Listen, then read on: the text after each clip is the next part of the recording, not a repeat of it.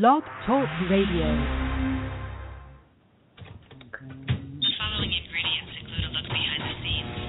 Cook uncovered until hot. Add grooves to taste. I would like, if I may, to take you on a strange journey. Once upon a time, there was a little girl.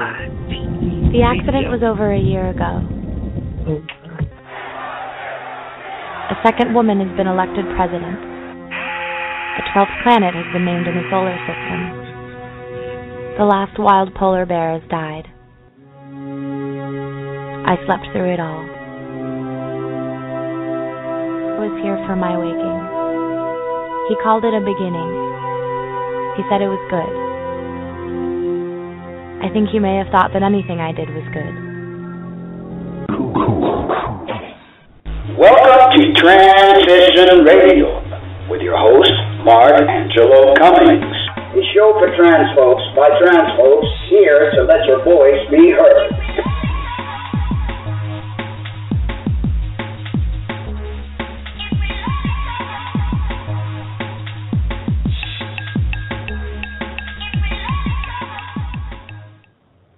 Hello, and good evening, and welcome to Transition Radio Show live from the land of enchantment, Silver City, New Mexico. My name's Angelo Cummings, and I am your host. And I'm Lena Lopez, and I'll be your co-host tonight. I'm sorry. I wanted to thank our sponsors, thebreastformstore.com. They have everything you can imagine to enhance your feminizing needs. As well as Spunk Lube, which is an award-winning personal lubricant that's glycerin-free, non-staining, 100% sex toy safe with all materials, and it's fun to use. It's available in Spunk Lube Hybrid, Spunk Lube Pink, and Spunk Lube Pure Silicone. Please visit their website at www.spunklube.com. Check out their amazing products and use the code TR and receive a 10% discount. Please support Transition Radio by clicking the donate button. No small amount is too small. Check out the GoFundMe of the month. Yes, please do. Well, tonight we were supposed to have a guest who has not called in yet, and I'm kind of like hoping that he's just running a little bit late. His name is Andrew Perlot, and I just texted him, and I'm going to give him just a little bit. If not, I always have Plan B. You know me, Plan B. Plan B is always in the works. Anyway, Andrew, we'll talk a little bit about Andrew while we wait for him to call. He's a low-fat, raw food diet aficionado, or what's the word that you would call it. He's lost over 60 pounds, and he overcame intestinal disease and colitis, migraine headaches, and other long-term health problems. Since then, he's gone from being a couch potato to a marathon runner and strength athlete, putting on more than 15 pounds of muscle. A former newspaper journalist, Andrew, was disappointed in the health information he saw disseminated by the major news outlets, and in 2008 started the popular website rawfoodhealth.net to spread scientifically supported information about raw food diets. He is the author of a guide to adopting a raw diet, raw food weight loss, and vitality, the recipe book, Savory raw dressings and sauces, and the Raw Food Digestive Tune-Up, which helps people overcome their digestive and intestinal disorders. He also coaches people who want to adopt raw food diets. Or they could adapt. They could adapt to it too, to overcome their diseases, lose weight, or just feel healthier and more energetic. And I could totally relate to that because I was a raw food diet aficionado or whatever for the longest time, 13 months, and I felt great. And I actually came across his YouTube channel and learned a lot of stuff from him. But it looks like we've got the time zones wrong or something. Sometimes that happens. Yeah, probably what happened. But I want to take a little time to talk a little bit about the raw food diet. For those of you who are not really familiar with that kind of lifestyle. Please tell me. Oh, yes. It's amazing of a lifestyle because what you do is you eat food in its raw form. Now, there are raw fooders that actually eat meat, and they eat meat raw. But the raw vegan that I was ate no animal products whatsoever, all I technically ate was fruits and vegetables in the raw, uncooked, and unaltered state. Now, there are some raw foodists who actually use a dehydrator, which heats up food below, I think it's 108 degrees, which is still considered raw because you're not. You can still eat meat then? I didn't venture to any animal products whatsoever. It was just lots of fruits. Mainly that was the bulk of my diet, and a lot of greens to alkalinize your blood. And it's an amazing lifestyle, especially if you have disease. Because people don't understand that when you're eating and digesting, it really takes a lot out of your body. And your liver can't do what it does best, which is heal you. So your body's constantly playing catch-up with you. And, I mean, I don't know, when you have Thanksgiving dinner and you eat this huge meal, what do you feel? Very tired? Yeah, the tryptophan kicks in, and then you, feel like falling asleep and all that. Well, when you fast or when you just eat foods that really doesn't take up a lot of digestive energy, you've got all this energy. Oh, so you're like a Energizer bunny rabbit running around or something? Exactly. And then your body just really takes in all these wonderful nutrients from fruits and vegetables and some nuts and seeds. You try to stay away from the high fats because fat bogs you down as well. And you do need some fat, and there's major rules of different thought process here that you need X amount of fat. And in reality, you need no more than 10% of the caloric intake to come from fat. And everything else just comes from fruit and vegetables. And, people always say, well, where do you get your protein? Yeah. Well, spinach, pound for pound, has more protein than a piece of steak. That's crazy. Who would have ever thought? I know, but if you think about it, you're cooking this slab of meat, and when you're cooking, you're changing the molecular component. You're killing all the micronutrients in that component. So although it tastes good, it's not very healthy for you? Yeah, exactly. And just putrefies and dies inside your intestines, pretty much, Well, that's pleasant. Yeah. Well, if you look at our intestines, as carnivorous animals have very short intestines. Human beings' intestines are very long. So by the time that's all digested and gets down to your poopies area to go out, it's putrefied. Ew. And so it's miles long, isn't it? Very, very long. It's crazy. So we don't have the teeth to literally pull the meat out of the animal's carcass. We don't have nails. We don't have the tongue to get rid of the hide. So if it wasn't for, Safeway and all these Winn-Dixie, the meat people, I mean, we would be shit out of luck unless we wanted to take a bow and arrow or shoot something, and then still you have to do the dirty deed. So we're just meant to eat veggies and fruit, basically. Basically, that is and grain. And greens. So, but some people will argue with that, and that's fine. Just look around you and all the diseases that there are in the world, and kind of proves the theory that what we're eating is killing us. Right. Anyway, it doesn't look like Andrew is anywhere near in sight, and I bet you that there's some sort of miscommunication with the time zone, even though I tell them Eastern Standard Time. I don't know what time zone he's in. And he did clarify, send me an email earlier that, yes, we were on. He would be calling 3 minutes, but who knows? He might have forgotten. Who knows what could have taken place. But I would love to have him back. And actually, I would like to have him on the TV show because I think visuals with his pictures. And if you guys are looking at this now, I've got some pictures there flowing on the screen there on Blog Talk. And it's amazing how this little guy, literally – can lift his girlfriend up, and all he eats is a ton of watermelon, and grapes, and any kind of fruit. So anything that has water content in it is good for you? Oh, exactly, because we want to hydrate our system. We tend to eat lots of foods that are dehydrated. Yeah, very dry and dehydrate us, and our bodies don't do well in dehydration mode. A lot of disease stems from that. So if you had a dry piece of chicken breast or a dry piece of turkey, is that how it just doesn't want to digest right and stuff? That, and plus it takes a lot of water out of your system to try to deal with that. That's why people get very constipated when they eat a lot of animal proteins. Oh. And if you eat dairy products, you end up having all this mucus. Now, when I was a kid, my mom always religiously served me milk. And then I always had this traditional sense of not understanding why I was always the snotty-nosed kid in elementary school. Well, that's, if you look at kids nowadays, or kids all throughout the ages that have been fed cow's milk, they're always sick. Besides all the vaccines that they're given when they're babies, they're given all this stuff that's not even real food. Milk from a cow is meant for the calf, not for... It's for the calf? Yeah. Yeah. Yeah, and you notice that in order for a cow to give milk, Right. they have to constantly keep her at a pregnant state. So they trick the cow to think that it's pregnant by providing certain hormones and certain things to keep that cow producing milk. Oh. So how healthy can that be for Yeah. anyone to actually... This cow's in distress.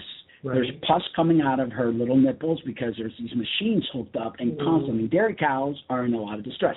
Any kind of cow, whether they're being slaughtered for consumption or whether they're there for milk, it is a very horrific type of thing that they go through. And we're drinking and eating this kind of stuff. Yeah, I saw a show. It was on Amazon or something. It was called Food Inc. And it was like talking about how these things happen and stuff. And you see it visually and you're just like, oh my gosh, that's crazy. You know, like they've fattened the turkey or the chicken up. It can't even walk on on its two legs. And a lot of them die right there and then because they can't keep up with their weight. And then there's all this infection and all this colds and mucus and stuff going around, and we're eating this. Well, then I would go to like Sam's Club or somewhere, to go buy it, and they would sell it for a good price, but the chicken looks very big for what it probably was intended to be. It's like they do it so that they can have more meat and so that they can sell you a good deal and stuff, but it's really destroying the animal. And destroying us for eating it because... hormones are injected into it. Yeah, and then they do a special thing so you have more chicken breasts because that's what people tend to want to buy. Yeah. And so you have this huge pieces of chicken breast that it's got all those chemicals and additives and hormones and But you don't know it because you can't even taste it. Exactly. It's like tasteless, Yeah, that's not what we're meant to eat. And, at the moment I'm not a vegan. I stopped that for a bit, which I hope for us to get back into that kind of lifestyle for your health. Your body would heal better, you would feel better. As we get older, we really don't want to put in all those chemicals that only will create more cancer and more deteriorating diseases. I mean, we see it all along. People are just getting more mental disease and more physical disease, and they wonder why, and the answer is you are what you eat. Well, I was at, in the hospital and stuff, and then the first meal that I got, I couldn't believe what it was. It was like this burrito, that was like some microwave burrito meal, and they served me milk and then some, just stuff that wasn't really healthy. And I'm sitting in a hospital and I'm craving fruit for some reason. Why is that? Why would my body be craving fruit? Because fruit heals. Fruit has all the minerals and vitamins that you actually need, and, it's all good. I'm getting a call from our guest. Hello. Yes, it's Mark. The number you have to call, and we had to start the show without you, is 646-716-6895. We're on the air now, actually. Yeah. Okay, maybe he'll call in. Yeah, live radio, it's a great thing, isn't it? Yes. So hopefully he'll call in because he called my cell phone, and I text him the number to actually call.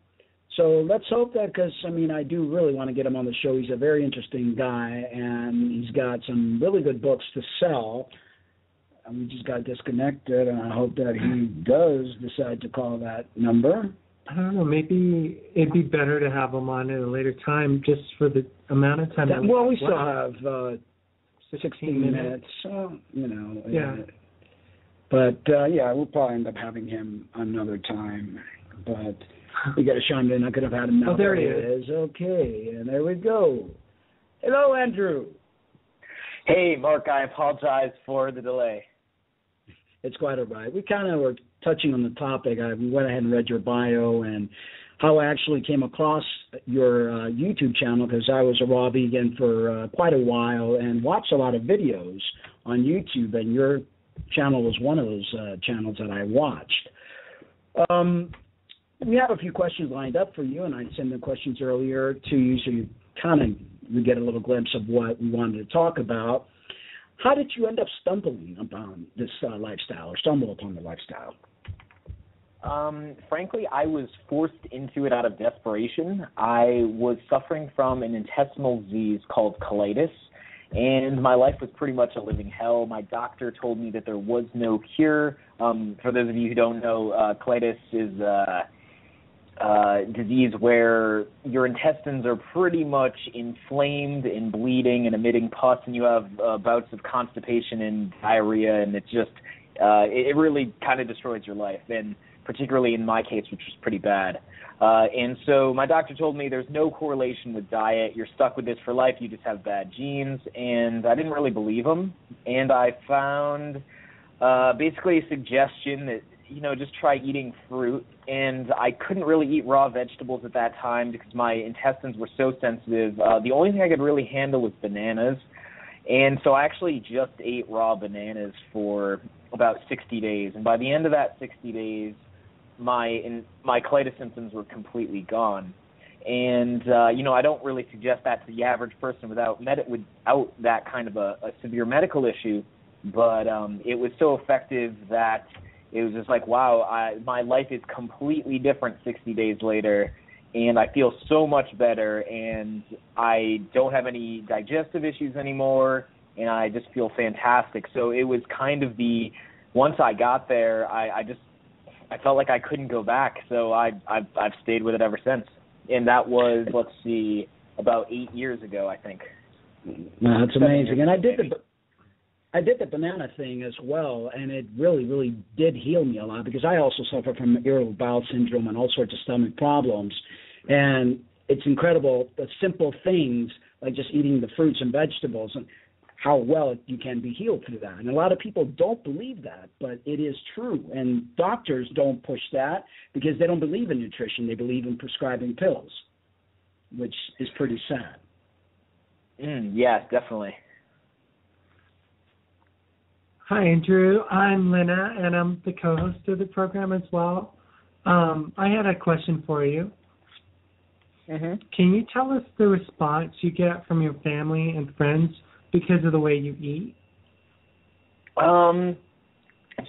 My family, I've been doing this for a long time, so I guess they've adapted. They don't seem to think it's that weird anymore, although initially there was quite a bit of like, oh, you're going to kill yourself, it's not great. But it was hard for them to argue with it because they saw that I had gone from, having a lot of health problems to being in amazing health and, being able to better manage my weight. I was obese as a teenager and being just generally the one who is always out exercising, always being strong and doing a lot of athletic activities. So, yeah, they couldn't really argue too much with it. And I think that's kind of the thing. If you're worried about criticism being kind of the shining light of health in your life kind of speaks for itself. And when everyone else, I haven't had so much as a head cold in, 8 or 9 years, and how many times does your average person get sick? So it's just kind of like, show them, don't tell them what this diet's doing for you. I can't believe that in only 60 days that you got the results that you did. That's amazing. It often doesn't take that much when you stop doing the things that harm your body. Your body is a self-healing machine. It's trying to go towards equilibrium. In most people's cases, when they're suffering from these diseases, it's years of abuse, whether it be, particularly with intestinal issues, I take laxatives or I use coffee to stimulate my bowels, or I'm eating dairy products which are constipating, or they're using insoluble fiber as their main fiber source as opposed to soluble, which you'll find in fruit, and so all these things lead to irritation, and you're just damaging yourself. And when you stop doing that and you just give it the healthy food that it needs, the body is able to get on track and start to heal itself. And it'll do that with so many diseases. It's crazy. I've worked with a lot of coaching clients, and they've had all kinds of issues, and it's just like, get out of your body's way, stop hurting it, and it will fix itself. And that is so true. I preach that all the time. I'm living it right now. Yeah. Lena had a terrible car accident, and it's a long story, and we don't have a lot of time, but the doctors basically want to kill you. They don't realize that, let your body do what its body does best, and that's heal. You just have to get out of its way, put the proper ingredients in there, and the body's good to go. Let me ask you something, Andrew. Has it cramped your social lifestyle, and what advice do you have for those who feel that it might? I could totally see how it could potentially cramp your social lifestyle. However, I think it is a great invitation for you to re-examine how you're living your life and how you're choosing to socialize, because it's like, where is it going to cause you problems? Well, if you're living a healthy lifestyle, are you going out to bars and you're going drinking? And you know, what does that say about your priorities when you're putting something toxic, which multiple studies have correlated with increased cancer risk into your body? Or, you know, you're going out and you're choosing to socialize after you go out, you go and you go to some greasy diner and you put that food in your body. Is that something that you really want to be doing? Is that how you want to be spending your time and socializing? And so for me personally, I have redirected my social life to avenues that support me as a human being, that support my health and just nourish me socially. So I like to do a lot of partner acrobatics. That's actually one of my main passions in life. And so a lot of my socializing is based around that. So it's basically people getting together and they're throwing each other through the air and having a great time. And but it's kind of like, there's that guy over there who's, milk out of a carton. That's his way to fuel up. And me, I'm eating bananas or watermelon or whatever it is. And no one really cares. They know I'm a crazy raw foodist, but I'm just as strong or stronger than all of them. I last longer. I have so they can't criticize me. They don't really care that much. They just think I'm Andrew the cool guy. And so obviously not everyone is into that, but think about, how can I redirect my social life away from unhealthy behaviors to healthy behaviors? So invite your friends to go on a hike with you. Invite your friends to go on a bike ride. Go and talk about a book you're reading. Go and, just if you want to go and meet someplace, go to get coffee, and, you can just, drink your water, let them have whatever they're having. And it's just never been a huge problem for me, because I've just kind of redirected my life entirely from the standard, my social life is actually contributing to my ill health, to I'm actually going to work towards my health at all times and not sacrifice that in the name of partying or whatever. And, if you want to go out for a night on the town, you can go out dancing, but, go to the club or whatever. But as everyone else, dancing is a wonderful thing, but as everyone else is getting their alcohol, you just, sip your water, no one even notices. That is so true. Can you tell us about your mission and projects, including your books and your website? Sure. Let's see. I started my website, rawfoodhealth.net, in 2008, and this was a time when I had started experimenting in 2005, and I went all raw in 2007. And so by this time in 2008, I was feeling like, man, this is just so amazing, and why doesn't anyone know about it? And I was so mad because I dealt with doctors for so long that were like, no, diet has nothing to do with it. And it's so often the case that your diet and lifestyle is the undermining factor for your health.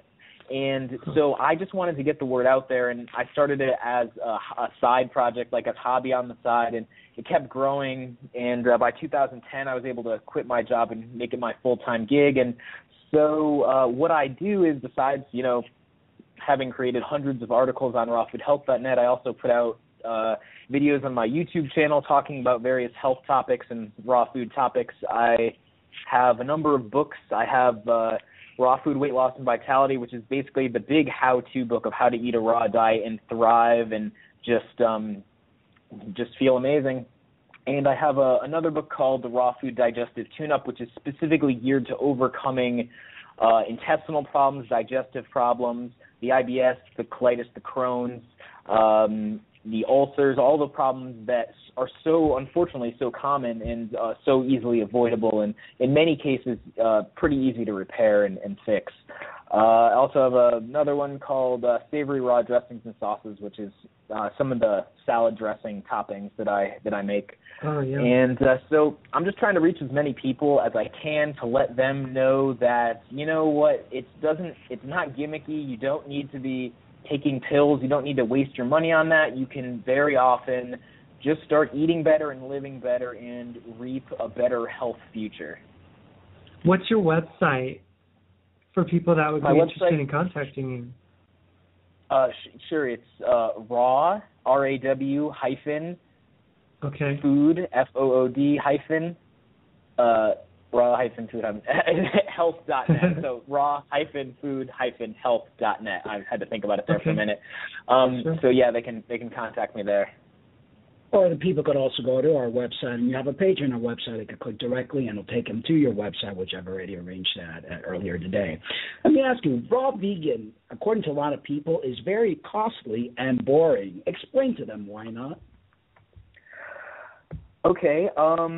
Well, I guess I'll tackle costly first. There's no question that you could eat a raw vegan diet that would be costly, but it's not my experience that it has to be the case. I spend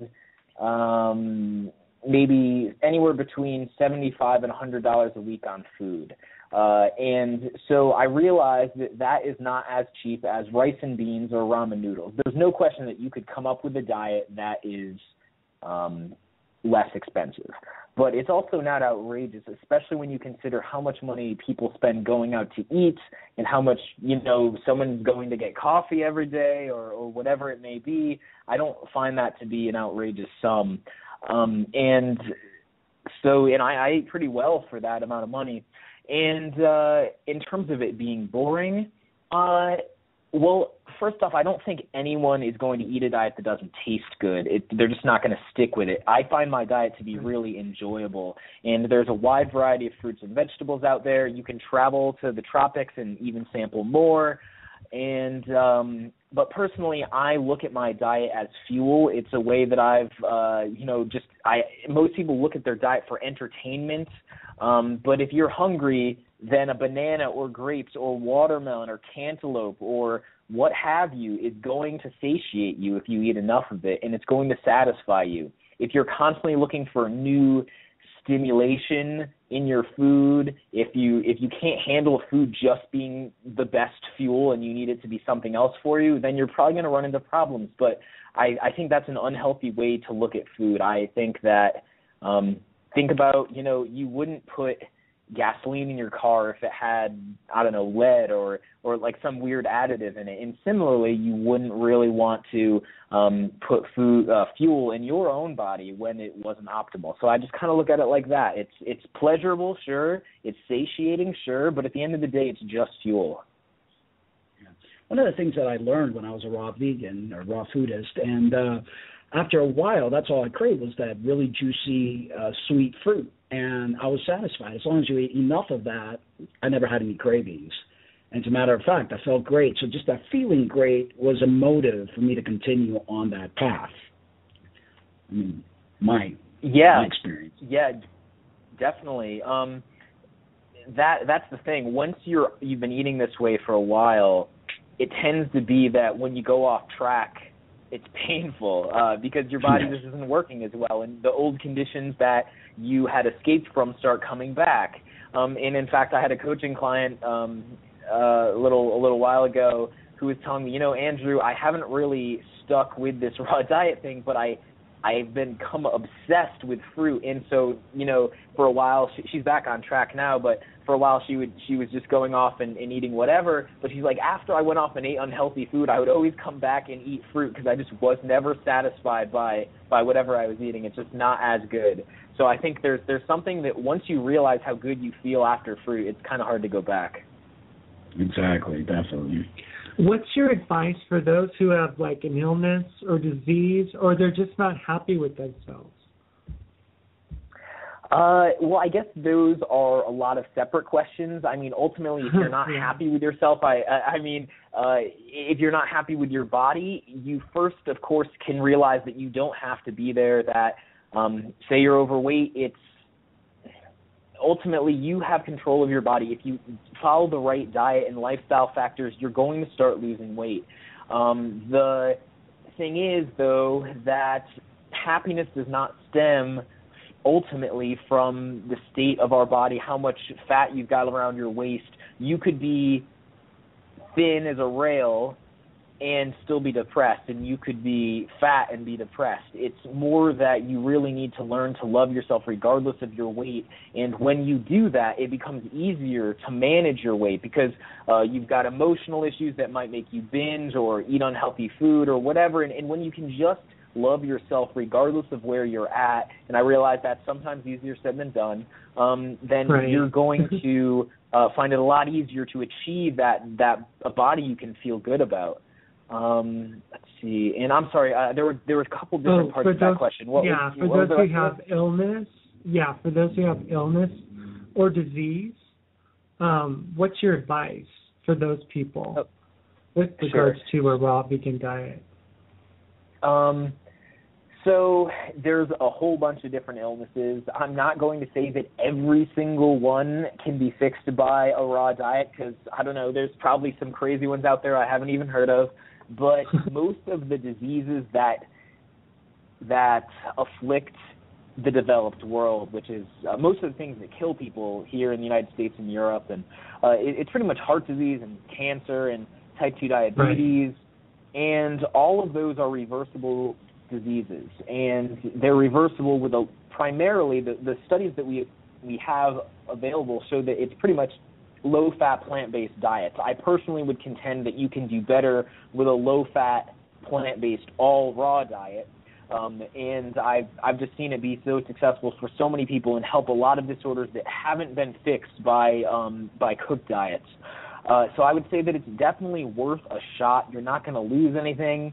What did you lose if you ate raw diet for a couple months and you didn't see an improvement? Nothing at all. But the possible upsides are huge, and so certainly would be worth someone's investigation.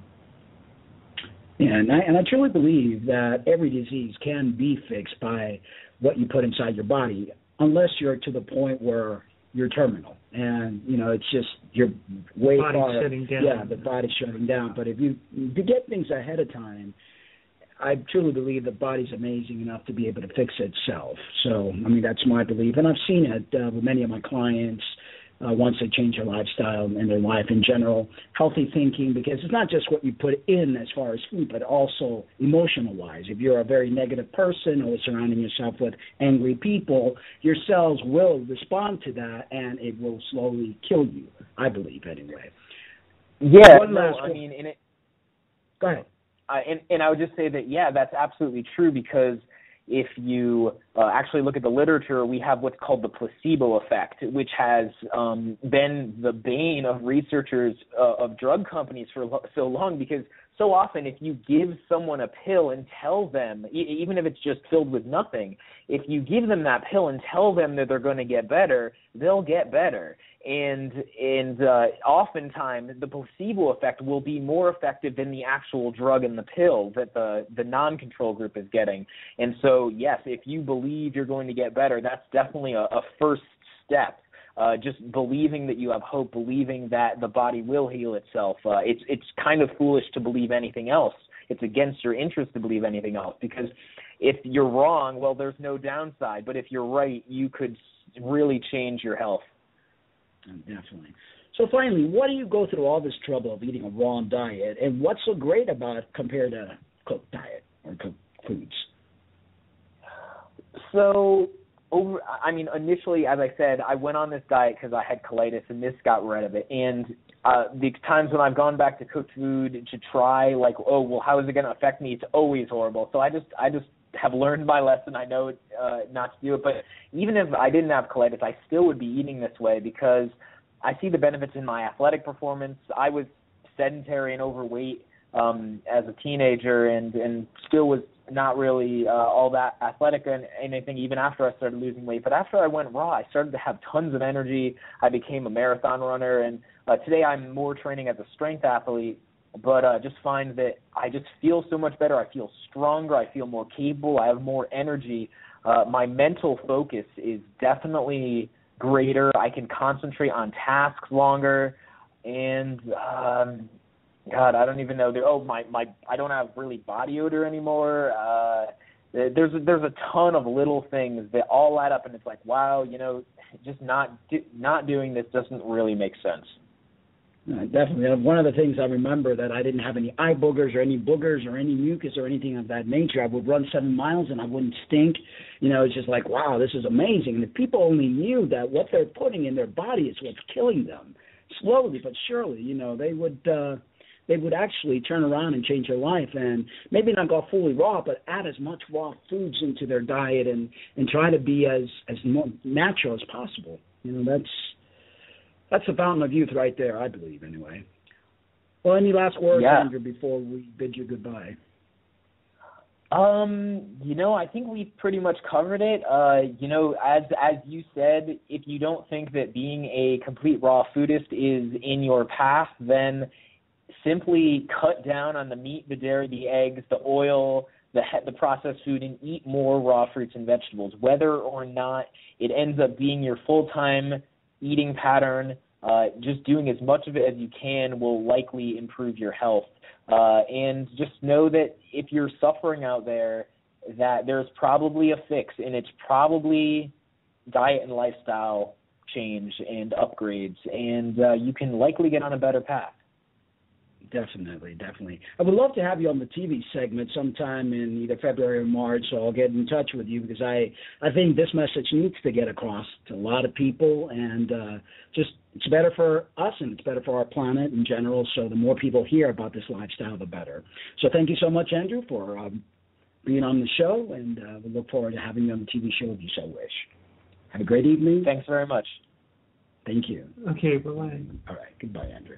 Well, thank you, everyone, for tuning in. And please remember to tune in Thursday live on Gay Live Television, Thursday night at 8 p.m. Eastern Standard Time. We have Jenny Adonai. I hope I'm pronouncing her name correctly. Her name on Facebook is Jennifer Roberts. She's an amazing entertainer, and you will definitely enjoy the show, so stay tuned. Guys, we want to tell you a little something. We love you. But remember to always love yourselves too. Good night, everyone. Many blessings.